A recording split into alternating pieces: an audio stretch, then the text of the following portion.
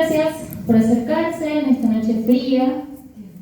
Muchísimas gracias por abrirnos la casa del pueblo peronista, el Partido Justicialista de Colón, y fundamentalmente a los compañeros de la segunda sección que siempre están a todos lados donde vamos, a cada uno de los 15 distritos, y también vecinos de zonas linderas.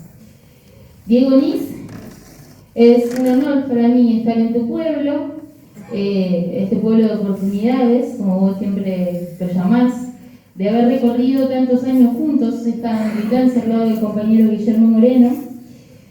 Le decimos en la segunda un peregrino, no solamente porque acompañamos durante varios años ya las caminatas a Luján, el Moreno hace desde los 18 años, sino porque siempre a dedo o con los recursos que podía conseguir, se acercaba a cada uno de los espacios de militancia, de la segunda sección de los compañeros, de las unidades básicas, a poder hacer alguna pintada. Me ha acompañado muchísimo, quiero decir, y no solamente es un honor porque es un amigo, sino porque sé que con el paso del tiempo hemos crecido los dos muchísimo, hemos aprendido, sobre todo el compañero Moreno, muchísimas cosas, y gracias a Dios que hemos hecho ese camino, porque es muy bueno poder ir a cada pueblo, mirar a los ojos a los compañeros con los que uno se ha cruzado, no siempre ocupando los mismos espacios partidarios, pero sí dentro del campo nacional y popular, y decirles que es un honor para nosotros saber que durante las últimas semanas el peronismo se ha ido uniendo, las distintas líneas dentro de lo que es el marco económico se ha ido juntando y hemos logrado un consenso. Es importante también mirarlos a los ojos y que puedan comprender por qué elegimos en algún momento ese camino en 2015, de marcar de una u otra manera el modo de desenmascaro, ¿no? Lo que estaba sucediendo con la socialdemocracia, con el progresismo, y no para generar divisiones, ¿sí? No para pararnos desde un lugar de superioridad, jamás, sino precisamente porque tenemos que volver a esas banderas de las doctrinas, ¿no? Decía Perón, y en el contexto del homenaje por su partida, ¿no? Por su muerte el 1 de julio, decía Perón siempre que la solidaridad, ¿no? Como valor fundamental era lo que cohesionaba al pueblo y que la organización era lo que iba a poder generar las condiciones para que perdurase en el tiempo, ¿no? Los principios doctrinarios. No hay duda, ¿no? Que la organización vence el tiempo, y nosotros desde nuestro humilde lugar, advirtiendo que estábamos perdiendo el camino, lo que hicimos fue intentar mantener viva, ¿sí? Esa llama del peronismo, porque fundamentalmente creemos dos cosas, ¿no? Y ese es el mensaje que para cerrar quiero dejar yo para dar pie a escuchar a Guillermo Moreno. El primero, y lo hablábamos en el viaje, lo hablamos recién con quienes nos atendieron en el Palacio Municipal, el peronismo nunca fue feminista, porque nunca fue machista, ¿no? El peronismo, Eva y Perón fundaron las bases de la justicia social, y con eso los argentinos tenemos todo para explicar lo que tiene que ver en materia de igualdad. Al mismo tiempo, el peronismo nunca fue progresista, siempre fue clásico. ¿Cuándo perdimos la evidente, ¿no? visión de llevar adelante esos principios y valores fundamentales, como fueron dichos hace un ratito, la solidaridad, el respeto, el amor, ¿sí? La militancia por y para el otro, siempre pensando en el bien común? El peronismo es clásico porque lo clásico es lo universal, es lo que permanece, y precisamente estas ideas inciertas respecto de que el futuro no tenía lugar, o que todo es proyecto a corto plazo, ¿sí? Que no se puede planificar, está muy a contramano de lo que nos legó Evita y Perón. Y por último, evidentemente, el peronismo nunca fue un movimiento que estuvo a favor del pobrismo, ¿no? ¿Cuándo nos equivocamos en el camino respecto de subsidiar y subsidiar, de dejar de generar empleo, esta idea de la industrialización que implicaba ni más ni menos que dejar fuera del sistema a una buena parte de los argentinos y argentinas? Hoy, gracias a compañeros como Guillermo Moreno, pero sobre todo creemos que son los tiempos de Dios, ¿no? Que van marcando que las cosas de alguna manera se van reorientando, como decía Perón también, al andar, ¿no? Los melones se acomodan y nosotros sí que hemos andado, compañero Moreno. Y nos enorgullece muchísimo el día de hoy saber que sos uno de los que ha logrado en algún punto comunicarse con todos los sectores del peronismo, como decía, que hoy está siendo cada vez más escuchado, que evidentemente lo que venías diciendo no estaba errado, pero fundamentalmente que estamos con el corazón en la mano, ¿sí? Para ponernos a trabajar codo a codo con cada uno de los compañeros. Nadie es menos, nadie es más dentro del movimiento. Tenemos la certeza, ¿sí? Tenemos la idea, pero tenemos el valor, tenemos el sentimiento y la certeza, sobre todo, de que ese es el camino de la Argentina industrial. Y ya sabemos, como dice siempre Guillermo también, Milei ya está, ¿no? Está fuera de tiempo, hablando de un pacto de mayo en pleno julio, está solo como anécdota, ¿no? Está fuera de lugar. En el país de los grandes patriotas, ¿sí? En el país de las figuras máximas reconocidas a nivel internacional, de los campeones, quiere destruir el Estado desde adentro. Está fuera de tiempo y de lugar. Requiere de mucha voluntad y de mucho esfuerzo seguir cada uno de nosotros con este camino de la unidad, de poner el todo, ¿sí? Por encima de las partes, y directamente ese es el camino que tenemos que seguir para lograr que esa Argentina industrial vuelva a ser posible, que nuestro pueblo tenga pleno empleo y que el capitalismo moderno que nosotros venimos planteando en ese programa de gobierno sea un hecho a muy corto plazo. Así que, compañeros y compañeras, muchas gracias por estar acá. Es un honor de nuevo haber venido y viva Perú. En esta charla, en este acto que más que nada es un momento para la reflexión. Hace 8 años el compañero nos visitaba y habíamos tenido el ganador del gobierno de Macri, un tipo que se cansó de trabajar en base de la unidad, que le metió todo lo que hay que meter y no se pudo, compañeros. Entonces quiero ser breve, quiero que entre todos unamos fuerzas y que no nos pase lo que nos pasó, que nos gobernó Macri, después que a dedo y que no nos dejaron participar, nos pusieron Alberto. Y el único que sufre hoy es el pueblo, es el vecino que no puede comer, es el abuelo que no tiene medicamentos. Y lo que me llama la atención es que 2 años atrás estábamos en pandemia y todos sabíamos lo que le pasaba al vecino, lo que le pasaba a la abuela Rosa, si no comía el pocho o lo que fuera. Y hoy estamos lejos de eso que supimos ser. Somos un pueblo mestizo, somos un pueblo solidario, un pueblo que siempre ponemos como bandera el amor y hoy estamos con un gobierno que nos está ayudando a todos a romper el entramado social, a que cada vez tengamos más pibes, que estén en la delincuencia, que tengamos los problemas de drogadicciones que hay, porque también es una realidad. Y creo que es el momento en que agarremos, nos pongamos la doctrina bajo el brazo y que todos militemos la misma causa, que es el peronismo.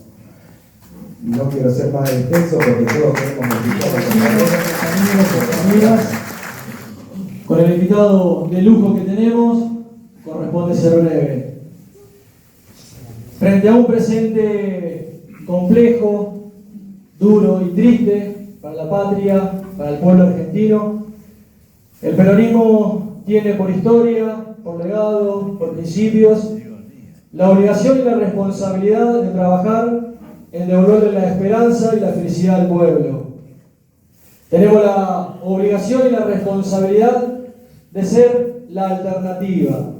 Una alternativa que la debemos construir colectivamente, con amplitud, con unidad, pero principalmente fundada y basada en la doctrina justicialista, sosteniendo firmemente y con lealtad nuestras banderas.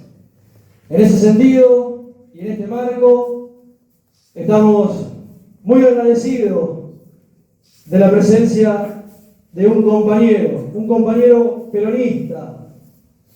Tenemos el agrado de contar con la presencia de nuestro compañero Guillermo Moreno.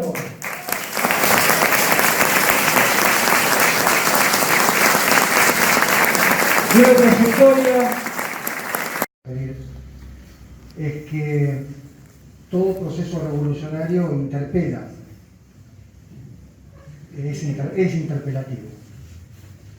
En un determinado momento de la historia argentina, el peronismo interpeló no a un partido político, sino que interpeló a todo un sistema. Y esa interpelación estuvo en cabeza del general Perón, ¿no? Que interpeló que algo no funcionaba porque la mayoría de los argentinos, en las fábricas, en los lugares de mayor conglomerado, los trabajadores eran explotados brutalmente.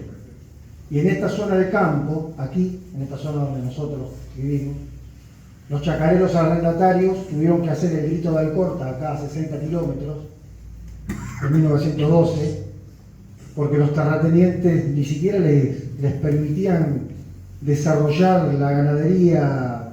Los contratos de arrendamientos decían que podían tener una pareja de cerdos, cuidado con las vacas y demás, para que nunca pudieran romper esa esclavitud. Eso lo vivieron mis abuelos, ese trabajo. Desbrigar el lote de campo, roturarlo, ir con la familia, hacer el retrete, el baño, vivir con estos fríos, ahora decimos, ¿no? Las familias enteras, las mujeres parían ahí. Ese era el trabajo del arrendatario en esta zona. Y esa era la Argentina que el presidente Milei dice que hay que reivindicar, la Argentina preperonista. Y el peronismo interpeló, porque toda revolución interpela, pero con la diferencia que el peronismo como revolución se impuso, si no nosotros no estaríamos acá. Somos hijos de eso. Y esta revolución, como lo ha definido el compañero Guillermo, es una revolución, por suerte para el pueblo argentino, no nata, porque no alcanzó a nacer. Pero cuidado que nos interpeló. Nos interpeló fuertemente porque tuvieron la osadía de poner en duda la justicia social. Y esa es una interpelación. Es decir, que la justicia social como valor es la envidia, es el robo y demás, ¿no? Y nos interpeló también desde el lado de la libertad, porque no existe movimiento en la historia política argentina del siglo XX que haya luchado por la libertad más que el peronismo. Los peronistas fuimos los que no pudimos votar a un líder, bueno, yo no porque era pibe, pero acá hay gente grande que no pudo votar a Perón.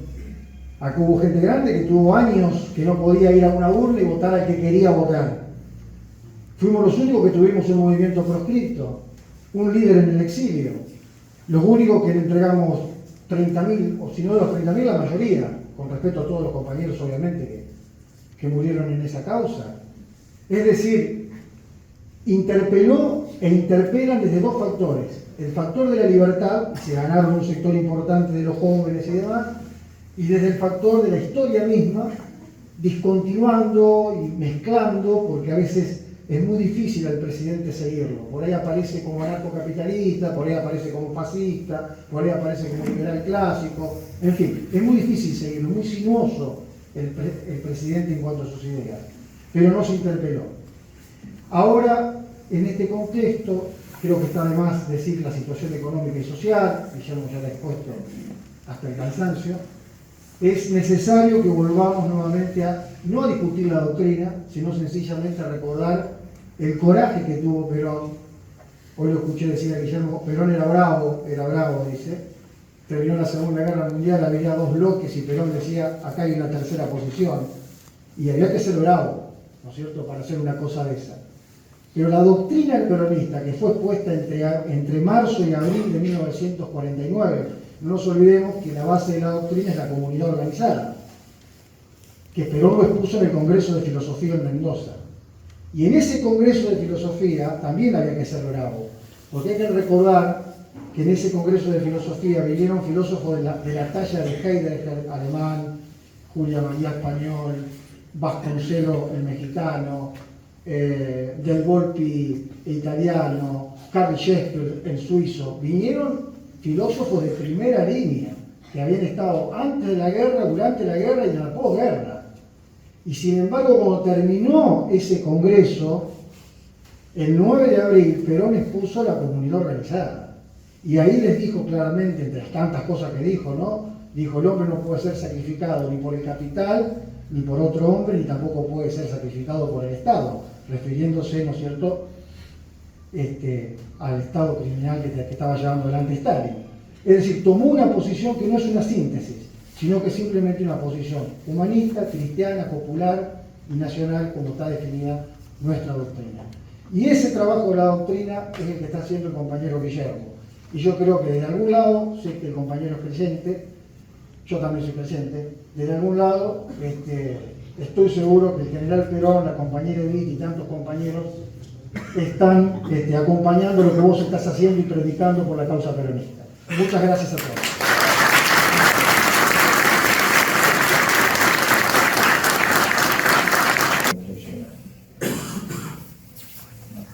Primero,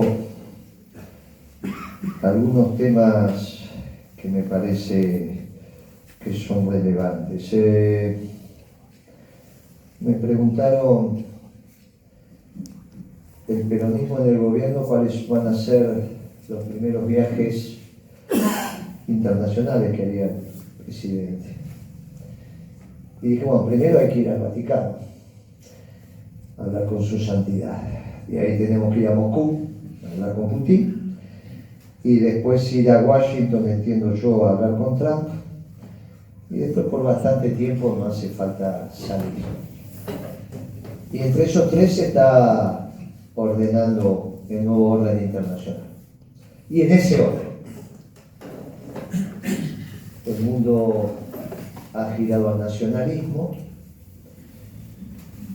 y ahora hay una discusión dentro del nacionalismo, de qué nacionalismo estamos hablando, si del nacionalismo europeo, del nacionalismo de puños cerrados, de esos pueblos que construyeron su identidad destruyendo al distinto, o del nacionalismo americano, que de brazos abiertos, que construyó la identidad de sus pueblos incorporando al distinto. Este nacionalismo americano en el mundo no se estudia, se ha empezado a estudiar ahora. Recién ahora, ante el temor de un mundo del nacionalismo y los recuerdos del viejo nacionalismo europeo, es que nos pasa que nos empiezan a preguntar, hasta los brasileños, qué es ese nacionalismo de inclusión. Y ese nacionalismo americano tiene una doctrina que fue construida por nuestro pueblo. Un día le preguntaron a Perón cómo hizo para pergeñar la doctrina, y dijo, no, yo soy, en este caso, como Miguel Ángel, la pieza está en la piedra, yo lo que hago es descubrir. Este pueblo maravilloso hizo esta doctrina maravillosa, pero lo que hizo fue sistematizarla. Entonces es importante, porque puede ser que nuestra doctrina sea la verdad, cosa que Perón nunca supo. Perón dudó, tenía la certeza íntima que podía ser la verdad. Se murió sin saber. Por eso aceptó que se tenía que ir en la cañonera paraguaya. Dijo, si tengo razón, volveré. El general dudó, no hay ninguna duda que a lo que venía de Córdoba se lo derrotaba muy fuerte, muy fácil en el terreno de las armas. No van a pensar que a Perón no le daba el cuero, eso se lo dejamos para otros. Digamos, no había ninguna incidencia militar que impidiera que Perón fuera triunfador en ese combate. Decidió no combatir. Y decidió no combatir porque dudó de si tenía la razón. Nosotros también hemos atravesado momentos de duda. Entonces, los momentos de duda del peronismo no fue cuando nos mataban, nos fusilaban, nos torturaban. Los peronistas estamos acostumbrados a eso. Al contrario, los compañeros los fusilaban y morían gritando viva Perón, digamos, tenían certeza, dudaban. En los 90, cuando nos vino la globalización rampante después de terminar la Guerra Fría con un claro ganador, dudábamos. Y volvimos a dudar también en el 19, cuando algunos dijimos, bueno, se va a armar lío acá, porque en realidad conceptualmente estábamos siendo derrotados. Había ideas extrañas a nuestro parecer. Sin embargo, en plena globalización nosotros hicimos un gran gobierno peronista, siempre defendiendo el interés nacional y siempre tomando las decisiones de abajo para arriba. Si no lastima al pueblo, no lastima a la patria, sos peronista y vamos para adelante. Un día Cristina me preguntó cuándo lo había conocido a Kirchner, y yo le dije en febrero del 2003. Dice, no, como le decía, a los pocos días ganamos la elección, está equivocado. Lo conocí en febrero del 2003. Pero ¿y cómo si lo acaban de conocer? ¿Cómo? Y porque fuimos como los perros callejeros, ¿no? Fuimos una generación, se olfateó y fue. ¿Por qué nos reconocimos? Por la doctrina, por la celeste y blanca dibujada en la piel. Y nos mirábamos y decíamos, acá, a esto no los vamos a perjudicar. Y ya está. Por eso la doctrina es tan importante. El presidente llega y tiene, ¿cuántos puede conocer? 50 muchachos. ¿Cuántos podría haber traído Kirchner de Santa Cruz? 100 muchachos y ya no tenía cómo gobernar Santa Cruz. ¿Cuántos podían venir de Santa Cruz? El primer día designás a poner al muchacho en la CIDE, lo ponía a esto, lo ponía a qué, ponía a De Vito, ponía a Jaime, ponía a López, ponía esto, ponía aquello, y después al segundo día ya son 300, 500 y a la semana son miles. ¿Cómo sabes que van a ir todos para el mismo lado si no los conoces? Por la doctrina. Por eso la doctrina está. ¿Qué es la doctrina?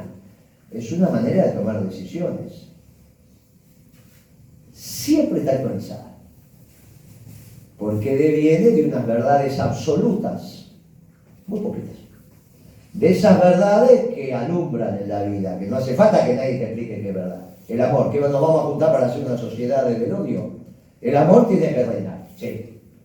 La justicia tiene que reinar, el bien común tiene que reinar, la solidaridad tiene que reinar. No hay muchas más verdades. Ahora nadie le explica, es así, porque ¿qué vamos a decir? Que todo lo contrario, ridículo, ¿para qué nos vamos a juntar? Esas verdades absolutas que a veces pensamos nosotros, al menos los creyentes, que también deben obrar en el reino de Dios, se traen a la tierra para administrar algo muy menor, que es la cosa pública atendiendo al bien común. Eso es la doctrina. Lo que se actualiza es el plan de gobierno. Eso sí, porque tiene que ver con el estado del arte. Hace 3 años atrás la inteligencia artificial no estaba masificada, muchachos. Entonces el plan de gobierno peronista tiene que contemplarlo. El plan de gobierno, no la doctrina. La doctrina no penetra en esos lugares. No hay que confundir nunca el plan de gobierno con la doctrina. Ni hay que confundir el objetivo del peronismo. El objetivo del peronismo siempre es el mismo, la felicidad del pueblo y la grandeza de la patria. ¿Por qué ir a hablar con el Papa? Porque el Papa instaló algo extraordinario en el mundo. Primero dijo allá en el 13 que el mundo estaba atravesando la Tercera Guerra Mundial en cuotas. ¿Se acuerdan? Lo estaba diciendo en Argentina ya, pero bueno, el obispo de Buenos Aires. Otra cosa es decirlo de la plaza ya, de la ventana mágica, digamos. Ahí cuando habla ahí habla del mundo. Otra cosa es hablar acá en la Plaza de Mayo.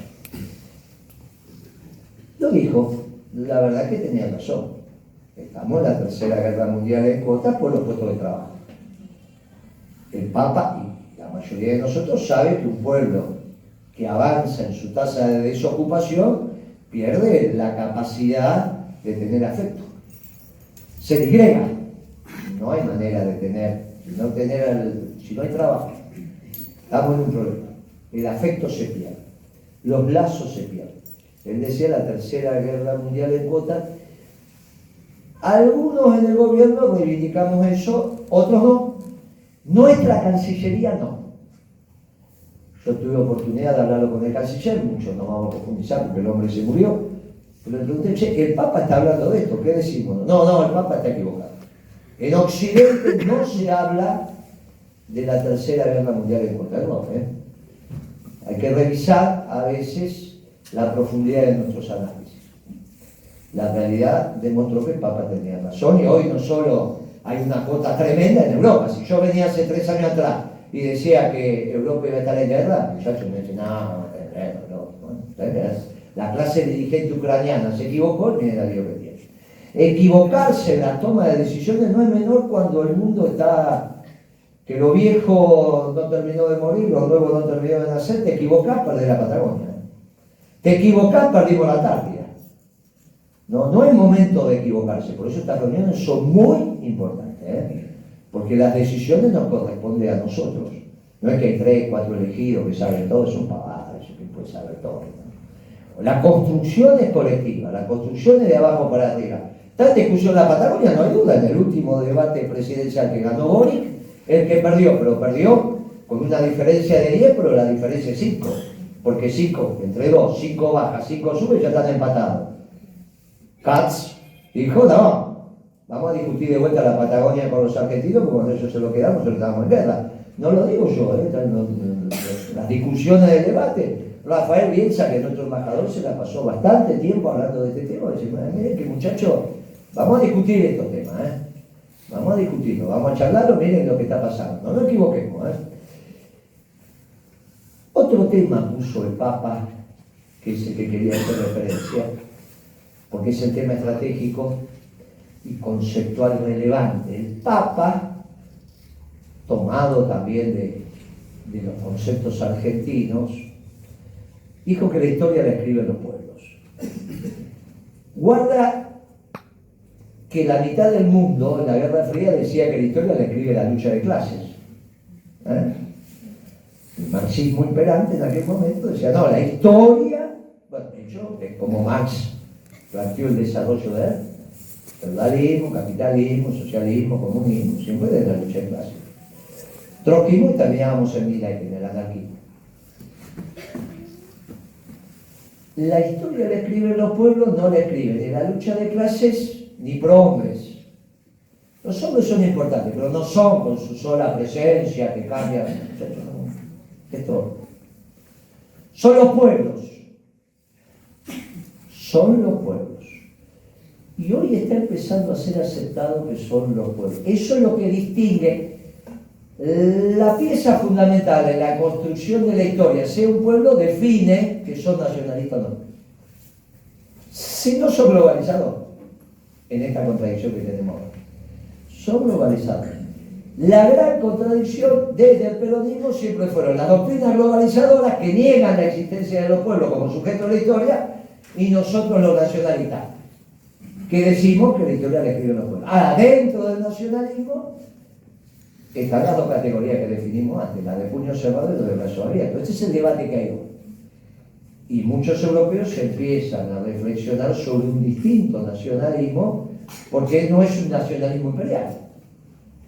Reivindicar la existencia de los pueblos en una revolución continental universal hace que esa revolución sea nacionalista. Lo que tipifica el nacionalismo, no la expulsión del distinto, lo que tipifica el nacionalismo es la existencia de los pueblos como sujetos de la historia. Y eso solo lo dice el peronismo, ni los marxistas ni los liberales.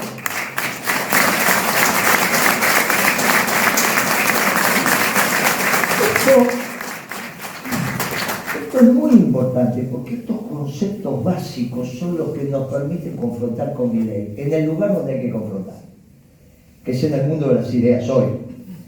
Algunos estamos diciendo, cuidado la calle porque esto está muy complejo y no sea cuestión que una vez que están en la calle es como la pasta de dientes cuando apretamos de más el pomo, después no la podés meter en ningún lado. ¿Está bien? Cuidado, porque una cosa es salir a la calle con conducción y otra salir a la calle sin conducción. Sin conducción, se quedan en la calle y se anomian. Y después, ¿quién dice a casa? Cuidado, este es un tema muy delicado. Muy delicado. Acá no estamos en el 2001, acá no estamos en el 89, acá estamos en una situación muy compleja, extremadamente compleja. Yo viví en el 82, vivimos en el 89, volvimos en el 2001, extremadamente complejo, muchísimo más complejo. Muchísimo más complejo. Este concepto del mundo teniendo al nacionalismo es muy importante, porque se puede dar que sea la primera vez en la historia del peronismo que llegamos al gobierno y no tenemos nunca en contra. Cuando Perón llega al gobierno en el 46, acababa de terminar la Segunda Guerra Mundial, le habían tirado bombas atómicas, no era juego chico. Hay que tirar un artefacto que en los primeros 10 segundos mata a 50.000 personas, ¿no? Eso demuestra la capacidad de daño que está en condiciones de hacer un pueblo. Hay un solo pueblo que utilizó la energía nuclear para matar personas. Y en una densidad importante, ¿eh? Tiró vos. No es que no demuestra la voluntad de combate ese pueblo, lo demuestra. O lo demuestra, no importa nada. Abajo había chicos, había esto, le tiraron y se acabó la historia. Acaban de ganar unos y los otros. Y el tipo dijo, ninguno de los dos tiene razón. Pero no lo sé, en el 55 se fue sin pelear. Y está bien. Porque dijo, entre la sangre y el tiempo, elijo el tiempo. Después vino, el viejo volvió, dice. Yo pertenezco a esta generación extraña que dijimos que trajimos a Perón. Eso es aquella juventud. Mentira, Perón vino cuando quiso, pero nos vamos a morir diciendo trajimos a Perón, porque ¿quién nos va a quitar el barrio? Nada, muchachos, fuimos a buscar, hicimos un abogado, hicimos Luchihuele. La verdad es que el viejo vino cuando quiso.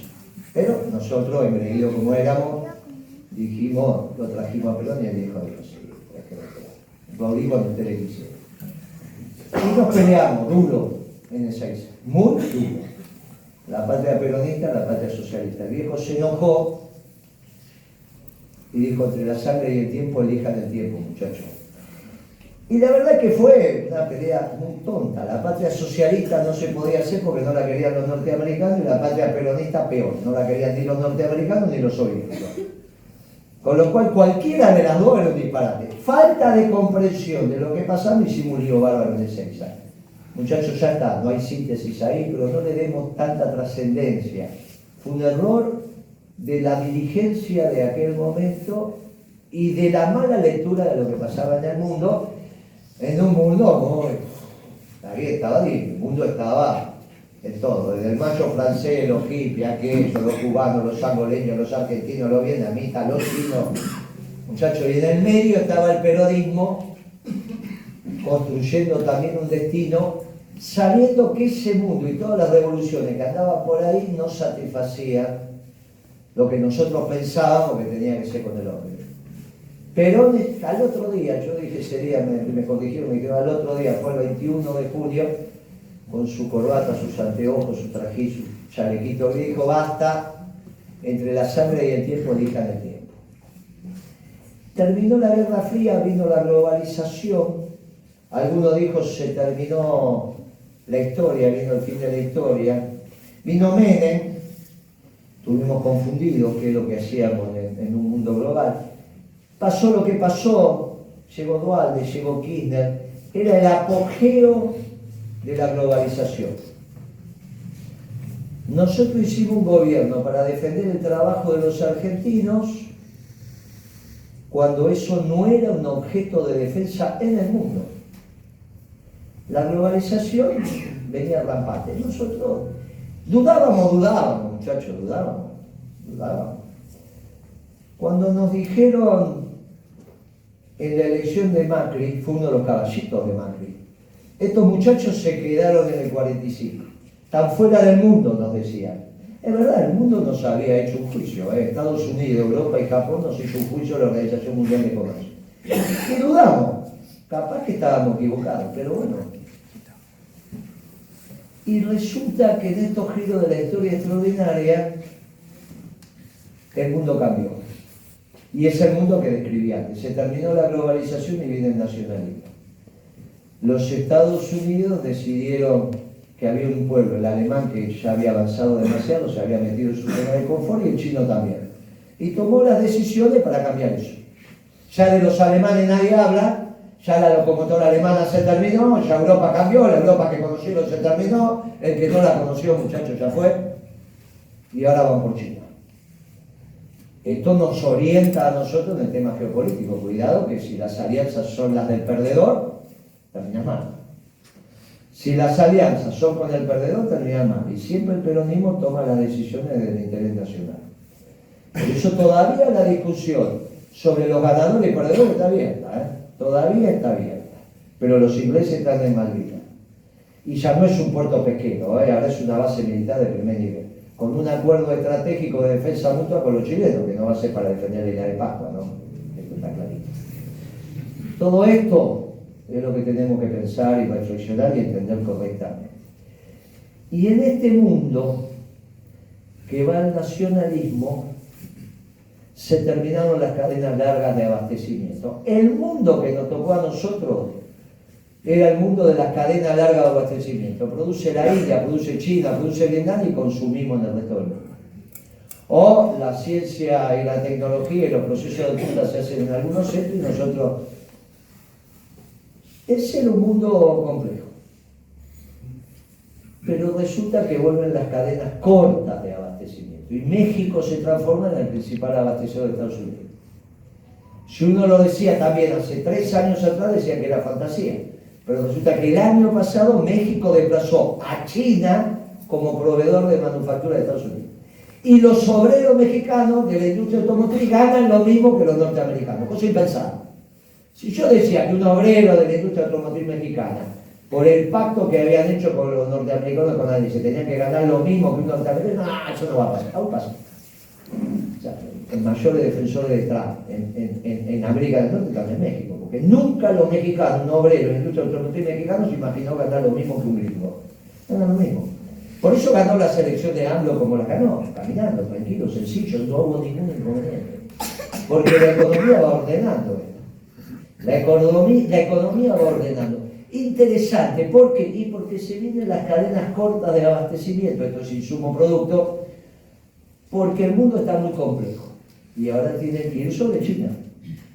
Nadie va a pensar que van a hacer una acción militar sobre China, eso es imposible, pero sí van a hacer algún cerco energético y alimenticio.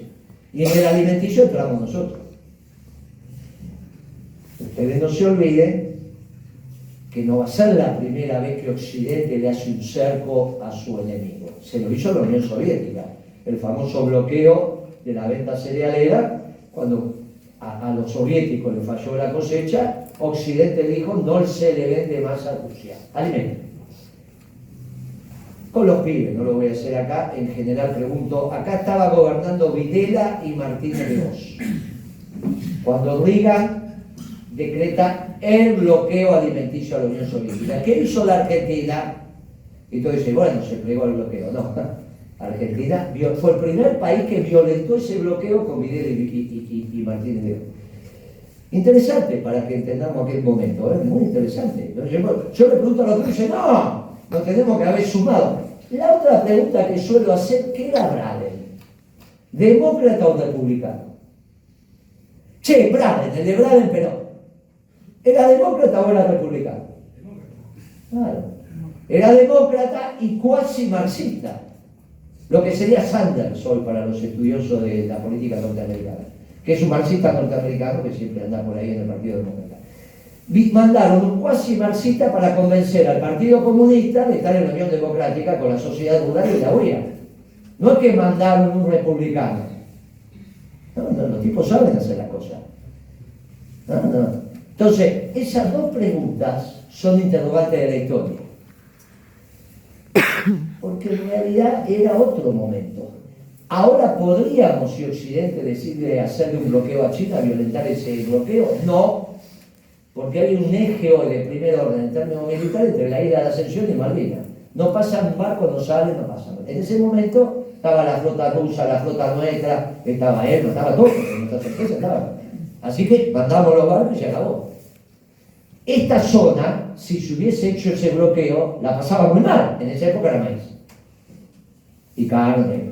Lo hubiese pasado muy mal. La sociedad rural dijo, no, le vendemos a los soviéticos.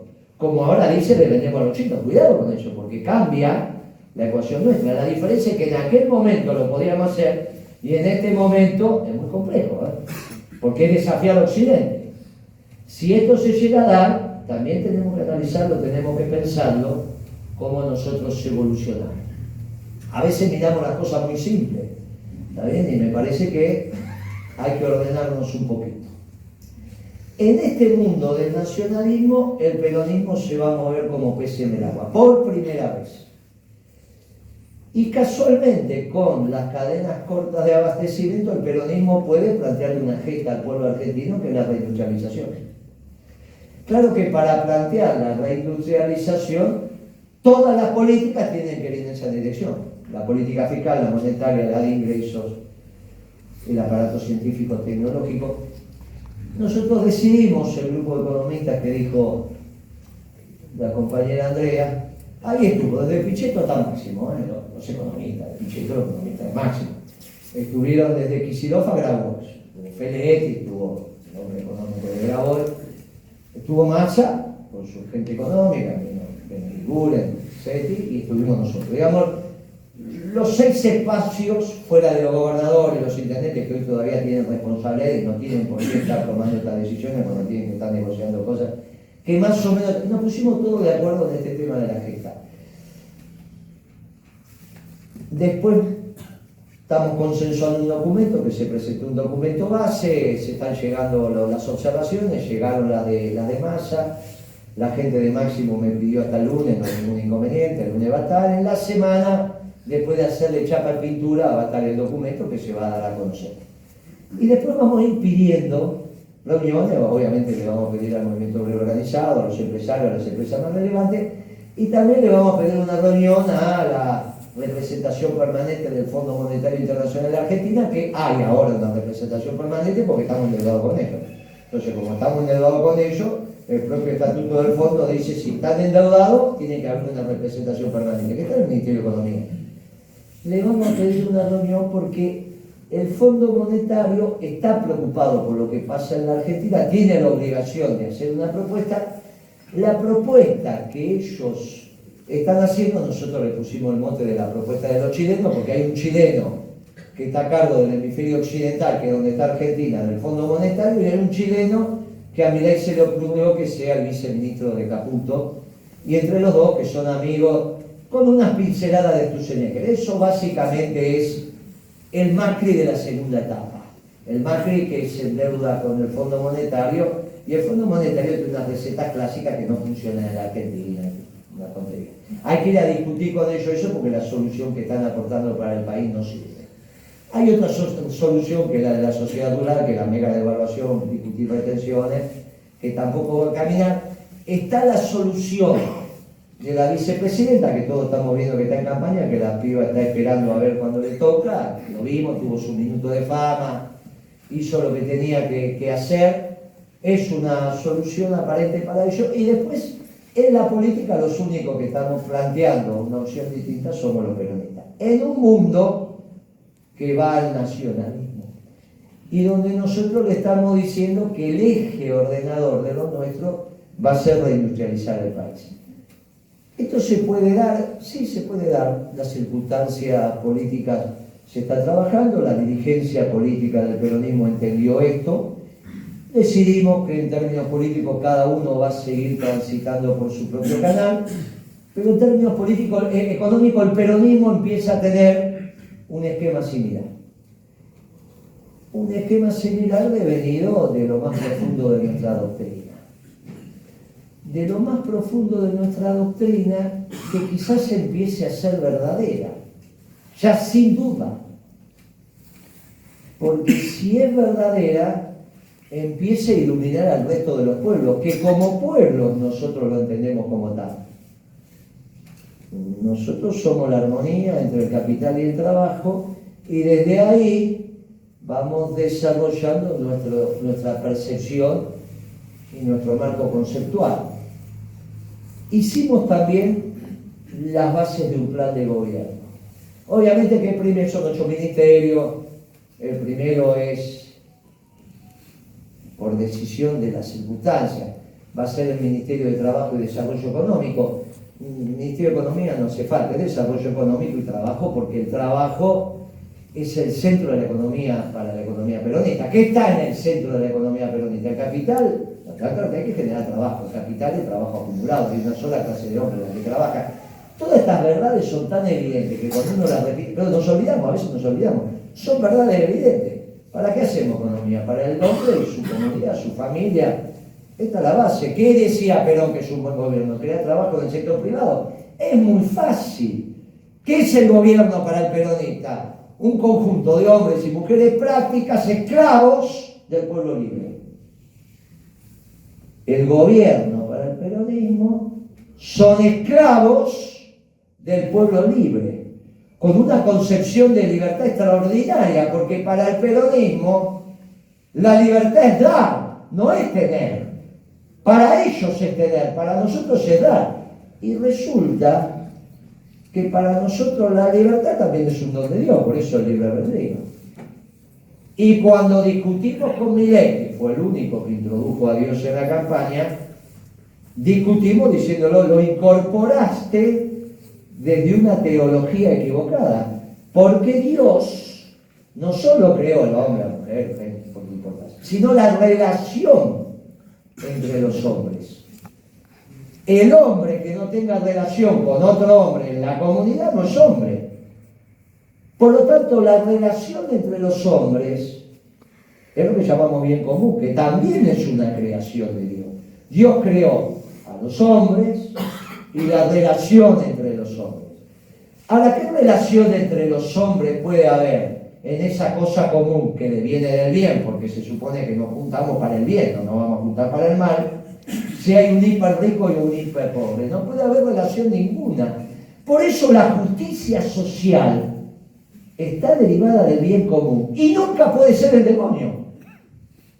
Siempre es creación de Dios. La justicia social derivada del bien común también es una creación de Dios. Los peronistas somos los que derivamos correctamente la teología para los creyentes. Y si no, tenemos un lío bárbaro. Ahora, esto lo tenemos que hacer en el debate con Milei, porque Milei dice que la justicia social es creación del demonio. Del demonio. Y nosotros decimos que es creación de Dios. ¿Cuál es la teología correcta? ¿La del demonio o la de Dios? Bueno, este es el debate que tenemos que ver con los libertarios. Y el otro debate que tenemos que ver con los libertarios es el derredor de lo que nos pasó con la juventud. ¿Qué nos pasó con la juventud? Dicen, no, los jóvenes votan a Milei. Están seguros, casi todos nuestros actos, la mitad de nuestros actos son jóvenes. Claro, lo que nos pasó en algún momento que tenemos que revisar si lo dejamos sin oxígeno a los pibes. Tanto hablar del Estado, que dejamos de ser un Estado esclavo de un pueblo libre. Tanto hablar del Estado, que parece que a los pibes lo dejamos sin oxígeno. Claro, y la revolución pasó a ser Milei, o algunas definiciones extrañas de revolución. Mientras que la revolución sigue siendo peronista. La única revolución sigue siendo la peronista, que es para un pueblo libre con una patria grande. Esto es lo que convoca. La justicia social es lo que convoca. Volver a hablar de la revolución peronista como ordenadora de la transformación de una sociedad injusta vuelve a ser un hecho que motiva. Tenemos dos temas entonces: hablar con los jóvenes sobre cómo construimos una sociedad más justa desde nuestra doctrina, y es la única posible, y con los mayores, que generalmente son muy religiosos y más religiosos y se van encontrando con la trascendencia, la teología correcta. Por un lado, sabemos que nuestra doctrina es la correcta. Por primera vez empezamos a ver que el mundo tiende al nacionalismo. Y por último, encontramos en estas verdades que las verdades de Milei son muy rudimentarias y dejan de ser verdades. Empezamos a tener el debate en las ideas con los libertarios del lugar correcto. Desde la base material de la nación es obvio, porque no hay ninguna empresa que hoy esté ganando plata, ni el choripanelo en la cancha, ni Techín, ni Alvar, estamos todos por parte, todo. Entonces esto está clarito.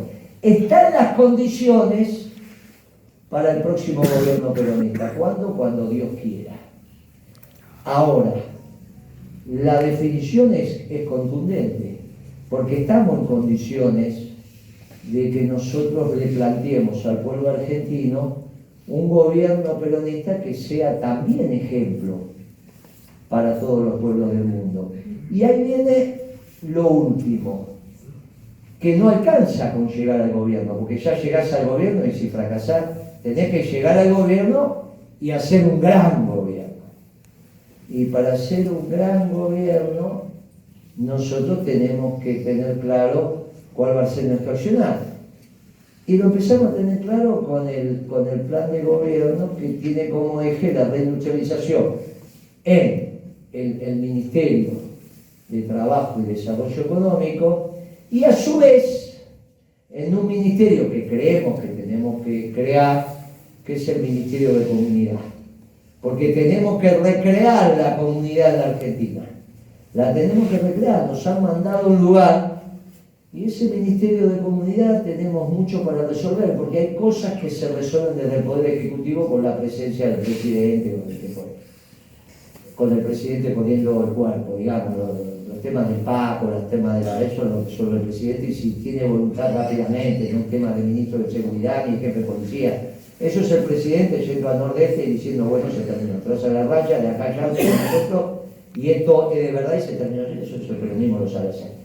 El problema es que después vamos a tener el síndrome de abstinencia a la semana.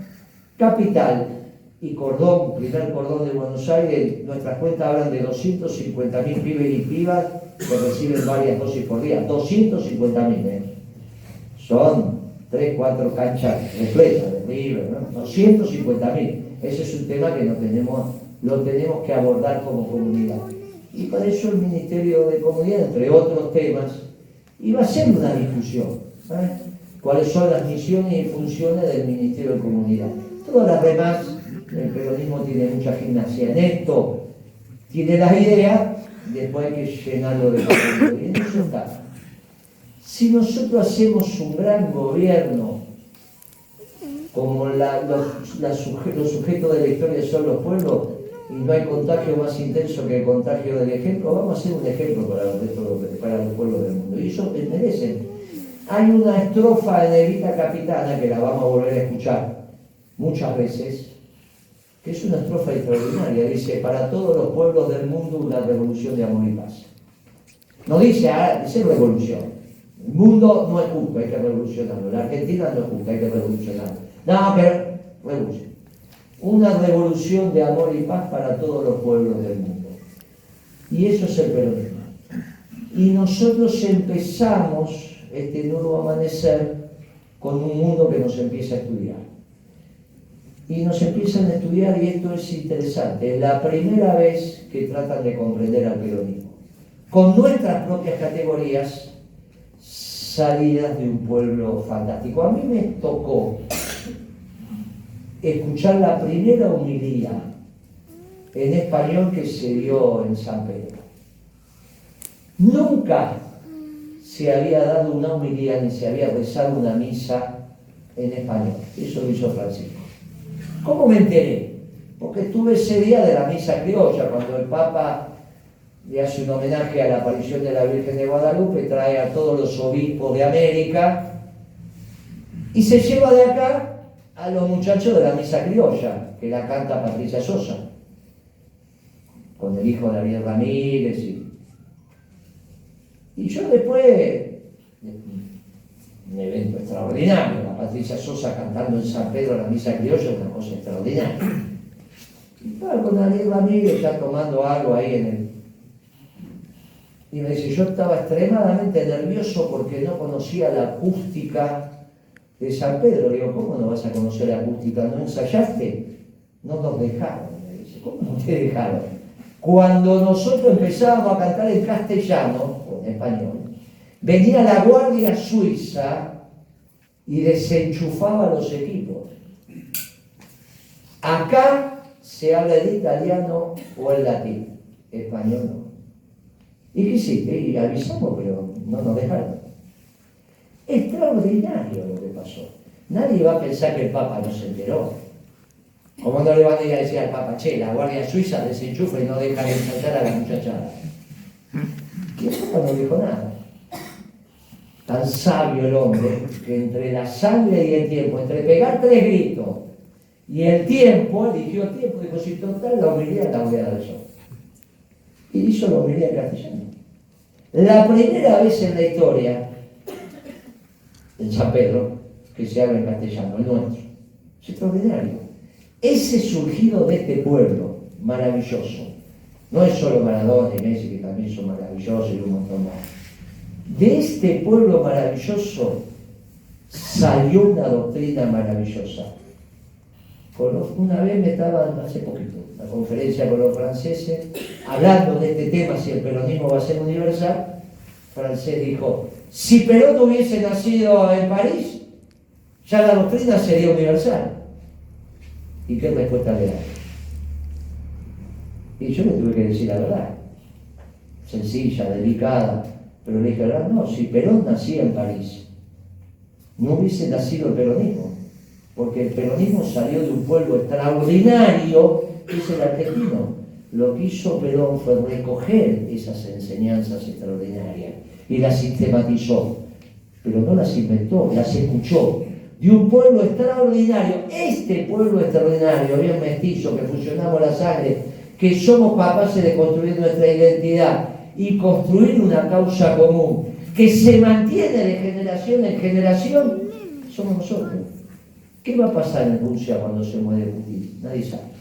Ni ellos mismos. Acá se murió Perón hace 50 años y seguimos dando la vida por Perón. ¿Qué es la vida por Perón? La vida por la doctrina.